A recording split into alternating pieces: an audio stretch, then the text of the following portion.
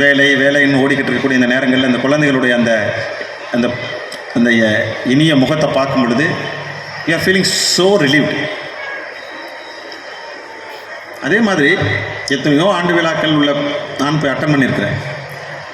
ஆனால் பேரண்ட்ஸையும் கூட்டி வச்சு ஆடின ஆண்டு விழா இங்கே தான் பார்க்குறேன். இது தெரிஞ்சிருந்தால் நானும் என் குழந்தை இங்கே சேர்த்துருப்பேன். எனக்கு டான்ஸும் வராது, அட்லீஸ்ட் டான்ஸ் ஆசும் கற்றுக்கிட்டு நான் என் ஒய்ஃபோட டான்ஸ் ஆடிருப்பேன். ஸோ எப்படியெல்லாம் வந்து ஒரு ஆண்டு விழாவை வந்து எப்படி வந்து ஒரு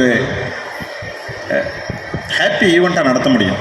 எந்த ஒரு விஷயத்தையுமே அதற்காக மெனக்கெட்ட ஆசிரியர்கள் இந்த குழந்தைகள் பேசும் பொழுது அப்படி துல்லிய ஆங்கிலத்தில் கண்டினியூஸாக பேசுகிறாங்க அந்த குழந்தைங்க.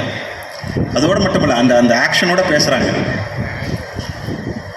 இந்த கையை உயர்த்தி பேசுவதாக இருக்கட்டும், அவங்கள குறிப்பாக இதெல்லாம் இதற்காக எவ்வளவு ஆசிரியர் பெருமக்கள் இதற்காக எவ்வளவு உழைத்திருப்பார்கள் என்று தெரியும். அதனால தான் சரி இந்த உழைப்பிற்கு மரியாதை கொடுக்கும் கொஞ்சம் நேரம் நான் இருந்துட்டு போகிறேன், பார்த்துட்டு போகிறேன் அப்படின்னு நான் சொல்லியிருந்தேன்.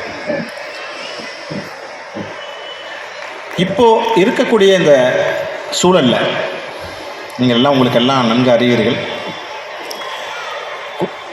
கல்வி என்பதை வெறும் மதிப்பெண்கள் வைத்து மட்டுமே பெரும்பாலான நிறுவனங்களில் அது நடத்தப்படுது. ஈவன் அரசு பள்ளியில் கூட மதிப்பெண் எடுக்கணுங்கிறது ஒரு கட்டாய சூழல் ஆயிடுச்சு. ரிசல்ட் பேஸ்டு எஜுகேஷனுங்கிறது வந்து ரொம்ப எம்ஃபசைஸ் பண்ணிக்கூடக்கூடிய காலம்தான், அதை மறுக்க முடியாது. ஆனால் குழந்தைங்களுக்கு வெறும் மதிப்பெண் மட்டும் போதுமா, மதிப்பெண்